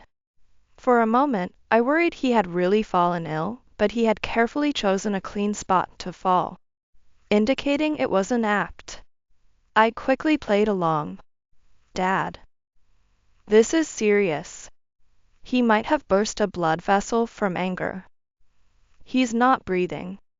While pretending to panic, I kept the smartphone camera focused on Patty and Scott. Patty was fixated on Daniel, oblivious to my recording. She turned pale and blurted out, "We need to discuss the inheritance." Scott was also pale, but he seemed genuinely shocked by his sister-in-law's words.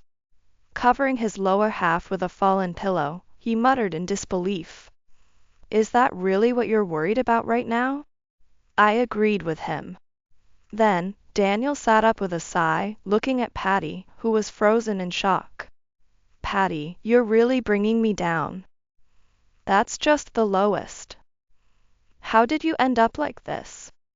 The disgust was evident on Daniel's face, not as an act this time, and I couldn't help but sympathize. As Daniel got up, Patty frowned as if realizing the gravity of the situation. While recording the shameful state of Scott and Patty, I egged them on. "That's terrible, Patty. The first thing you say when your own father collapses is that.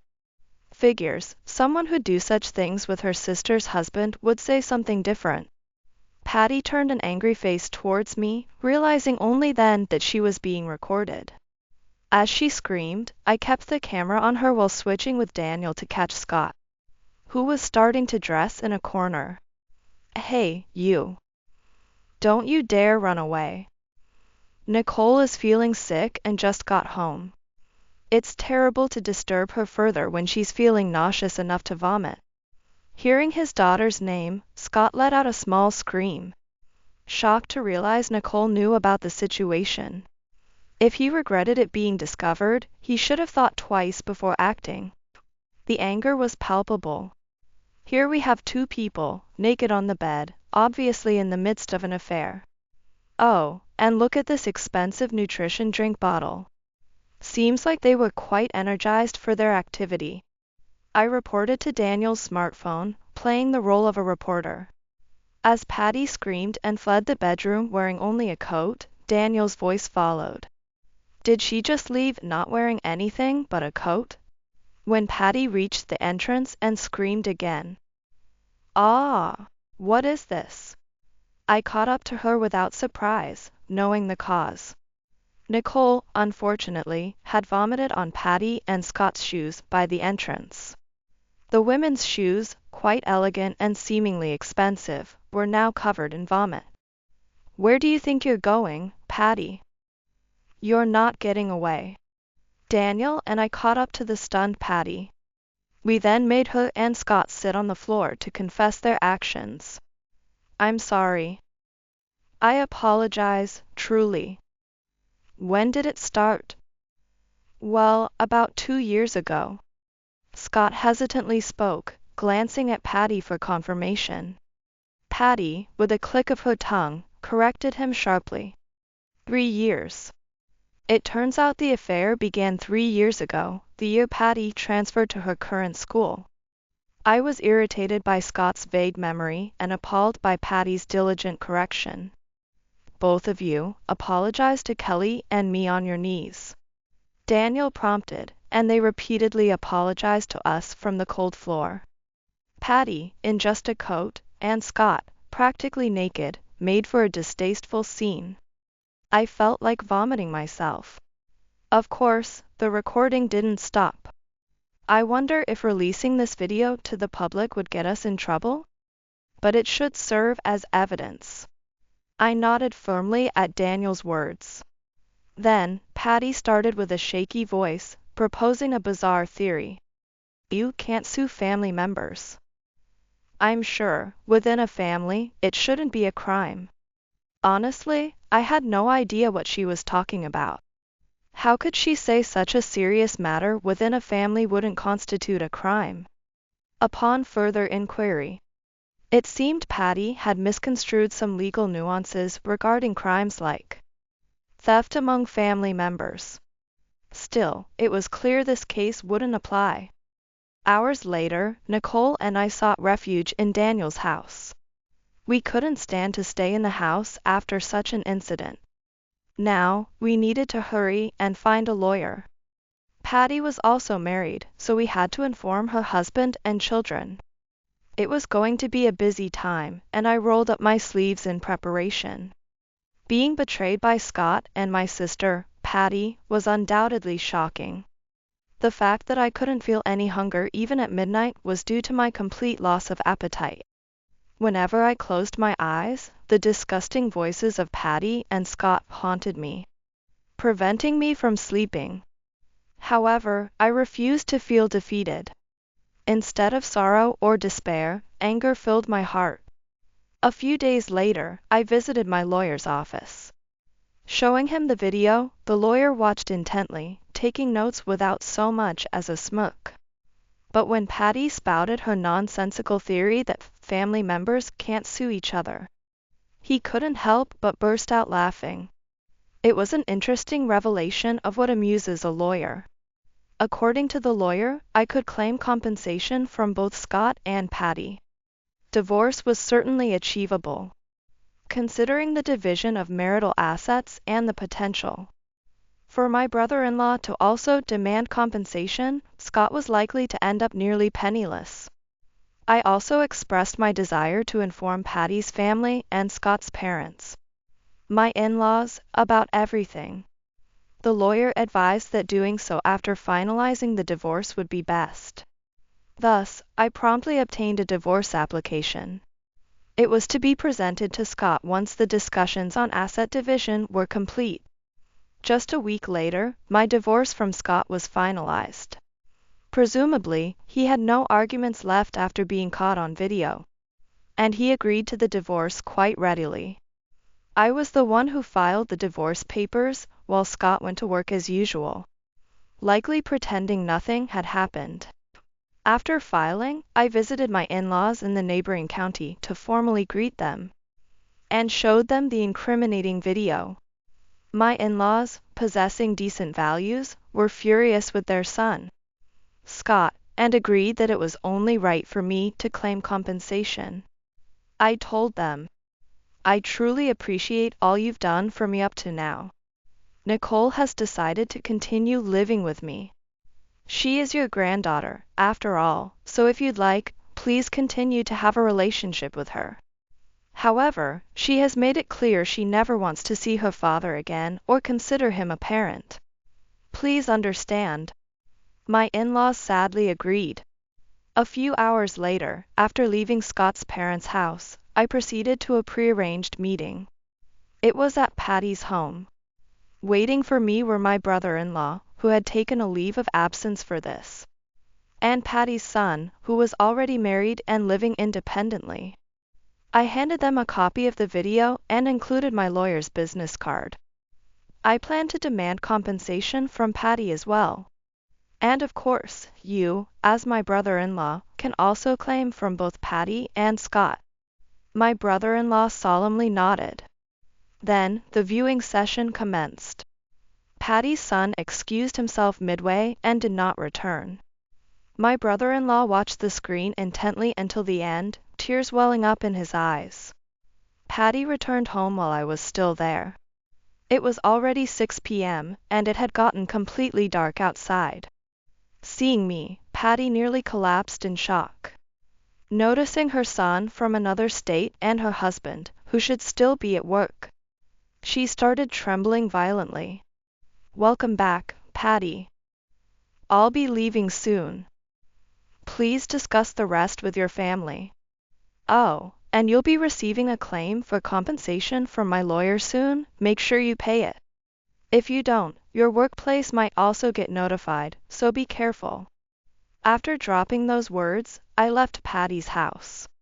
As I started my car, Patty came running out, shouting something.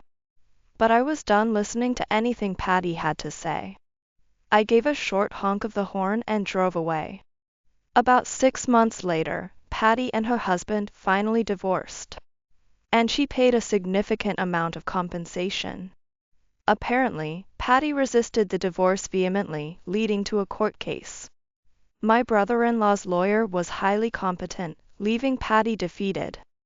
After the divorce, Patty was kicked out of the house and even disowned by her son.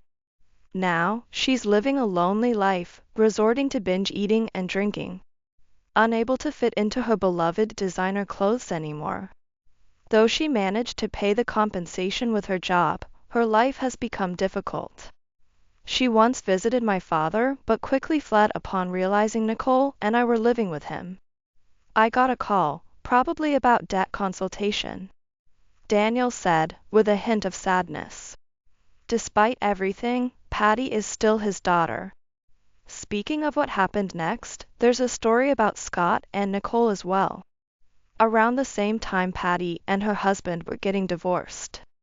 One evening, while we were relaxing and watching TV, Nicole received a message on her smartphone. She frowned upon seeing it and promptly blocked the number. It appeared to be from Scott, asking for her to see him. Scott, who had never done household chores, was living in a dirty house full of dust and mold since he moved out. His message mentioned his deteriorating health and finances due to eating out too much. He said he saw me and Mom walking arm in arm, looking happy, and it shocked him. He wrote that he wanted to walk with me too. Ugh, no way. Seriously gross. I want to erase his existence from my memory. Nicole shivered in genuine disgust.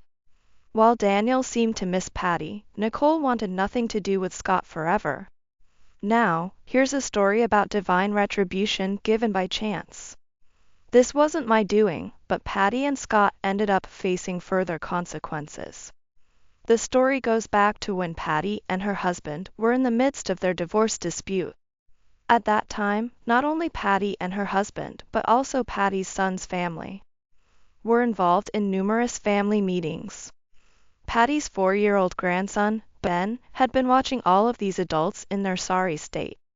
At 4 years old, he was practically still a baby and couldn't fully grasp the situation. As a result, Ben innocently shared with his kindergarten teacher and friends. My grandma and her sister's husband were naked in bed together. Grandpa, Dad, and great-grandpa were really mad at them. Why can't people sleep naked? Is it because they'll catch a cold? The other kids found this amusing and told their families. Shocked parents likely spread the story amongst themselves. And even the teachers probably gossiped about it. The rumor spread uncontrollably, and by the time Patty and her husband officially divorced, the story had reached Scott's workplace. Apparently, a client's son was a friend of Patty's grandson. The details are convoluted, but it shows how far-reaching personal connections can be.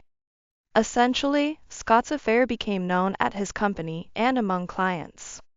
Scott quickly lost his standing. Being divorced for an affair is bad enough, but with his wife's sister? Finger-pointing was inevitable.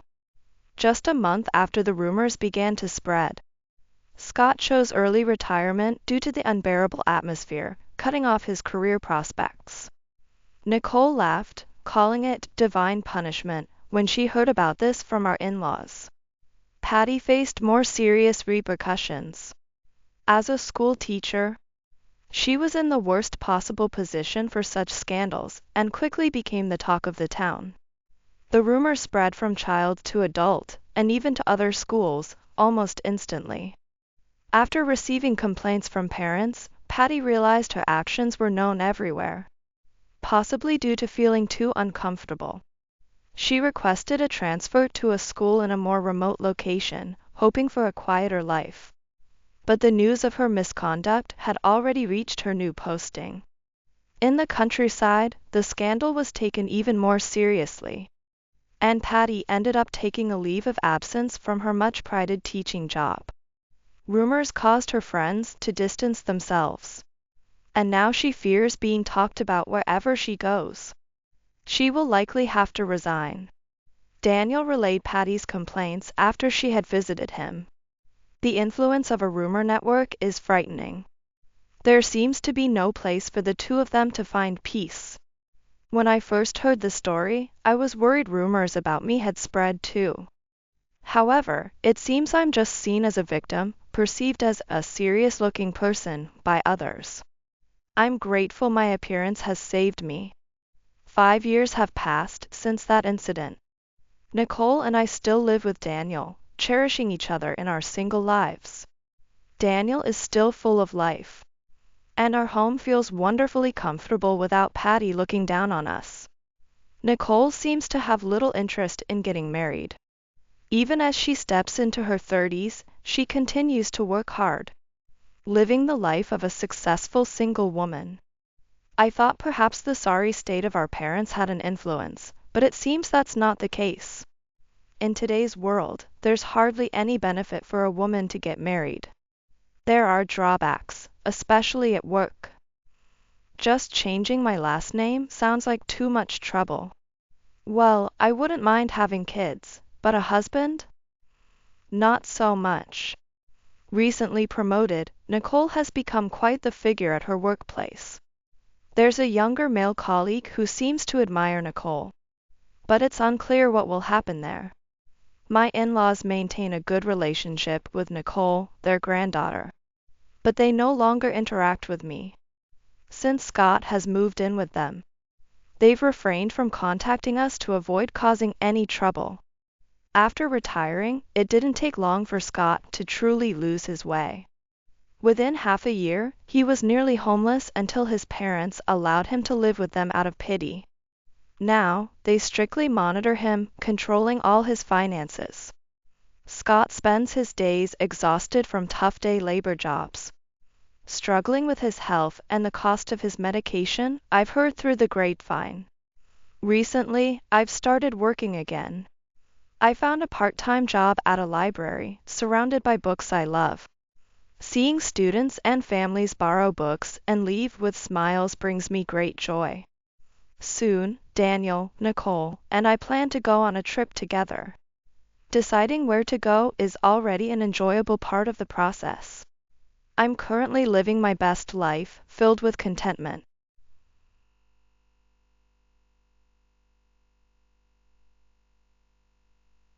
Sorry. I ended up taking your beloved person away from you. I hope you find someone new and good for you. Turns out, my soulmate wasn't you but your sister. When I received the divorce papers, my husband and sister left with their belongings. Then, I went to submit the divorce papers and completely became strangers with my husband. But this was not the end. Apparently, my ex-husband and sister had been planning to get together for a long time, and were even preparing for their wedding. And then, I received an invitation to their wedding.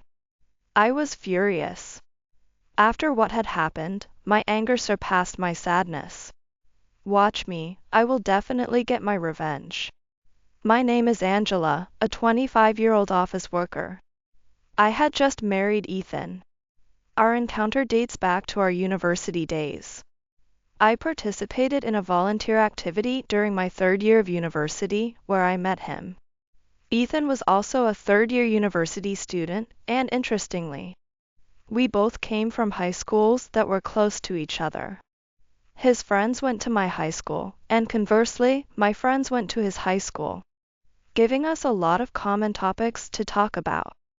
This allowed us to become closer as we shared various stories. Though we attended different universities, we supported each other through job hunting and eventually both landed jobs. It was then he confessed to me, and we started dating. Our relationship continued smoothly from there.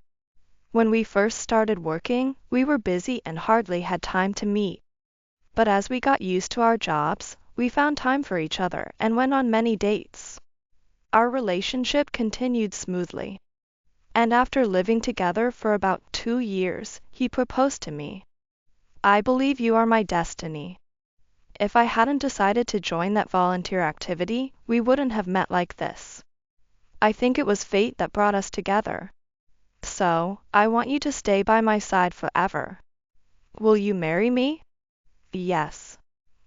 I'm looking forward to it. After his proposal, we decided to get married. I believe our meeting was a miracle.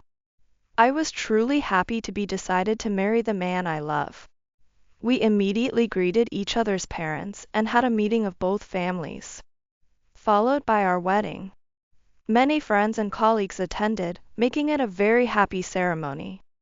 Thus, our married life began. Living together before marriage meant not much changed, but still, everything felt fresh. Every little thing was enjoyable, and we spent every day excitedly. I believe our marriage was going very well.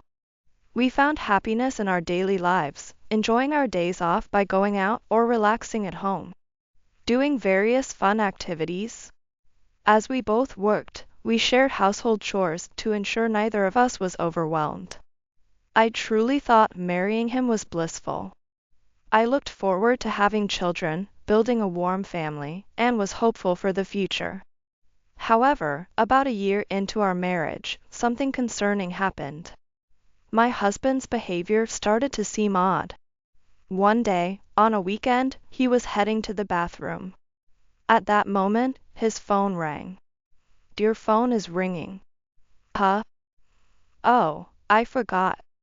He hurried to the bathroom with his phone, looking very flustered. I found his behavior suspicious. Though I hadn't paid much attention before, from that moment, I started observing his actions. He always carried his phone with him, never leaving it aside. I can't believe my husband would ever cheat on me. Yet, there's been a lot of suspicious behavior from him lately. For example, his grooming habits. Ethan wasn't much interested in fashion before. He'd wear simple clothes, and I often chose and bought clothes for him. Recently, he started reading fashion magazines and dressing stylishly on his own. It could just be a newfound interest in fashion, but him starting to wear perfume and styling his hair with wax has been adding to my sense of unease. Have you become more conscious about your looks lately? Huh? Really? Yeah, you've been looking pretty good. That's a good thing, isn't it? A handsome husband is better, right? Well, yes, but it's just surprising how suddenly you've changed. Are you cheating or something? When I teased him like that, Ethan looked incredibly flustered. Wah. No way, right. Why would you say something so strange all of a sudden? Why are you so panicked? It's obviously a joke, isn't it? Oh, it's a joke. I'm going to take a bath. He was visibly shaken. And when going to the bath, he always took his smartphone with him. Highly suspicious. Normally, one wouldn't be so rattled. I was convinced Ethan was having an affair. Normally, this is where one might hire a detective to gather evidence. But I didn't do that. I loved Ethan too much and didn't want to see the proof. I couldn't face the reality of his infidelity. I hoped it was just my misunderstanding, or that he would end the affair without me knowing and turn back to me alone. That's what I hoped for. But things went from bad to worse, unexpectedly. One day, I received a message from an unknown account. Who could this be? Long time no see, have you been well? I received this message but didn't recognize who it was. The account name was spelled letters as Brianna. It indicated the person's name was Brianna. This might be a scam. For some reason, I was added by an unknown account which, upon checking their page, seemed to be involved in scams or business opportunities, so I ignored it. Then, another message came from that account. Don't ignore your own sister's messages. What? I couldn't believe my eyes. Then it hit me. Indeed, I have a sister named Brianna. But we've been like cats and dogs. We've had a bad relationship since childhood, so I didn't know her contact details. Who could have given it to her? My parents? No, if it were them, they'd surely check with me first. How did you get my number? I responded like that. Then, my sister gave a shocking reply. Ethan told me about it. Puh? Ethan? Could it be Ethan you mean? Your husband, of course. What? Oh dear, did I surprise you? Or, can you not believe it? Look, it's Ethan, right? Saying so, my sister sent a photo of them together. I was speechless looking at the photo. That Ethan was undoubtedly my husband. Why is Ethan with you? I didn't even invite you to our wedding. We really didn't get along. It was all because of my sister. She had stolen my boyfriend in the past. Moreover, my sister was incredibly selfish, and our parents had a hard time with her. She failed her university entrance exams and took a gap year but didn't study at all and failed again. Then, she went to a vocational school but dropped out and became a part-timer. Seeing my sister become just a part-timer after our parents paid so much for her education, I despised her greatly. She acted as if it was natural for our parents to give her money without showing any remorse. I once criticized her for her selfish behavior. Why are you so selfish? Don't you feel sorry for using the money our parents worked so hard to earn? Our family wasn't particularly wealthy. My mother also worked part-time. And we saved so we could have good educational opportunities without luxury. Ideally, they would have liked to buy more brand name items. But they always sacrificed their desires because they had 2 children. I was very thankful to my parents. That's why I couldn't understand my sister's sense of entitlement.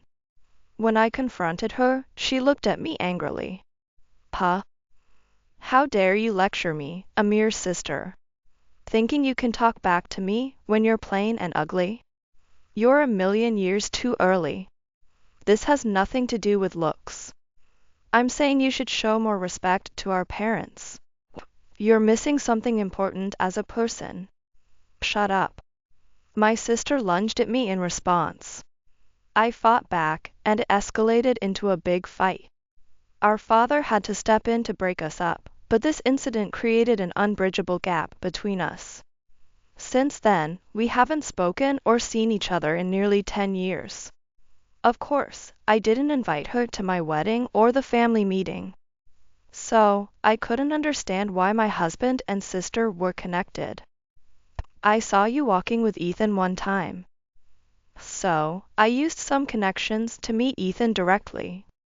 He fell for my seduction easily. Oh, we're in love. That can't be true. It's a lie, right? What? Then why isn't Ethan home yet today? He said he had a drinking party. He's with me. That's a lie. There's no way. Well, I understand if you don't want to believe it.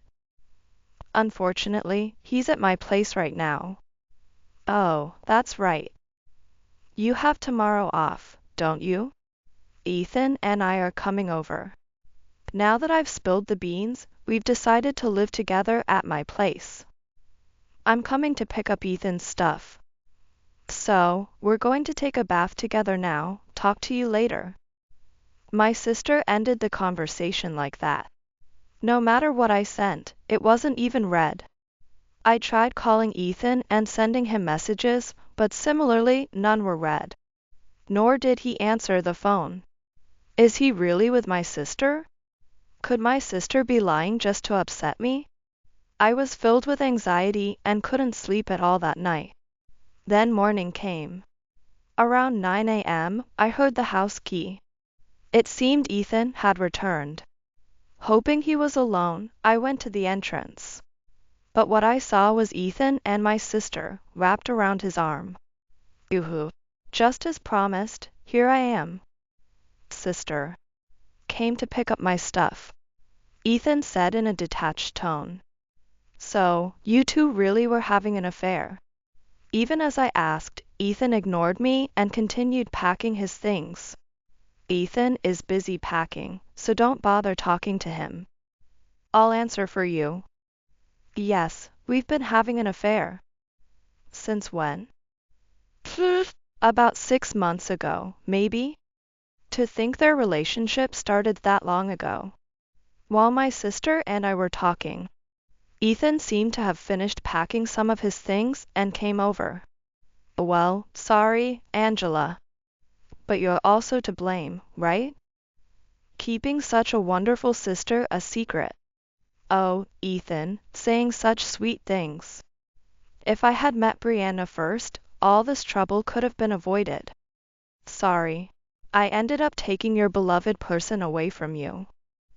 I hope you find someone new and good for you. Turns out, my soulmate wasn't you but your sister.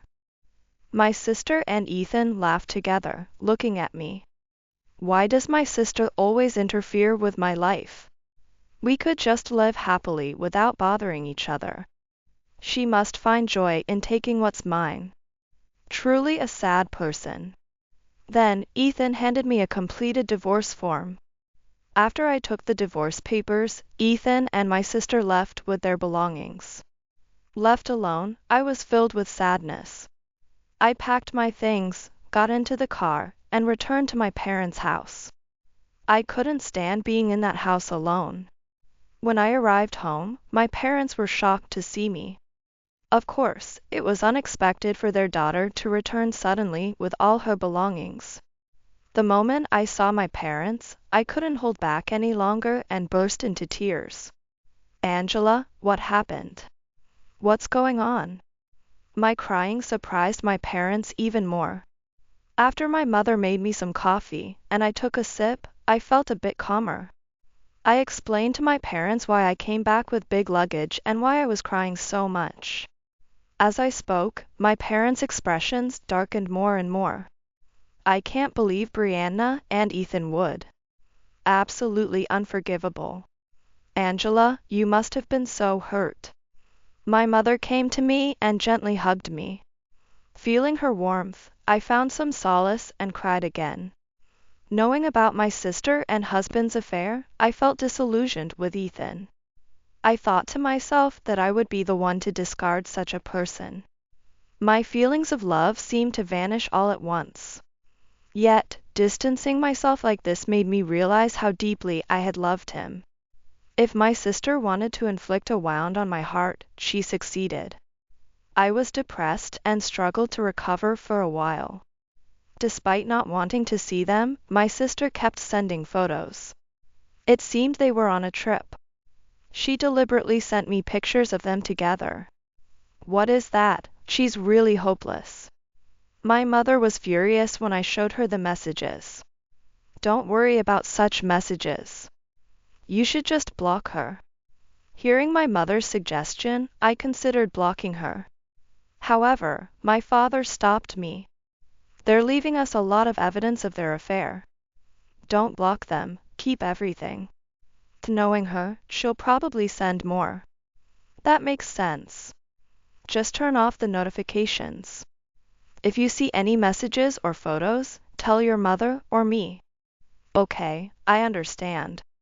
My usually gentle and kind father said this with a serious face. It was clear he was very angry with my sister. After that, I went to submit the divorce papers, becoming completely estranged from Ethan. But that wasn't the end. Apparently, my ex-husband and sister had been planning to be together for a long time and were even preparing for their wedding. Then, I received an invitation to their wedding. They were completely mocking me. I was furious. My anger surpassed my sadness. Just you wait, I'll definitely get my revenge. At that moment, after seeing the invitation, my parents said this. Angela, you don't have to attend the ceremony. Huh? Your mother and I will go. We'll show them hell on your behalf. My parents told me to leave everything to them. There was no need for me to go. On that day, I went to the venue with my parents. I didn't enter, but I wanted to see what would happen. When my parents arrived, my sister came out looking surprised. Huh, why are mom and dad here? I sent the invitation to Angela. I hid and listened to the conversation between my parents and my sister. Angela couldn't make it. More importantly, it's cold not to invite your parents to your wedding. Yes, it's our daughter's big day, after all. Hearing this, my sister seemed puzzled. She probably expected them to be angry. Did mom and dad come to celebrate? Yes, of course. So, can we come in? Sorry, I was just a bit embarrassed.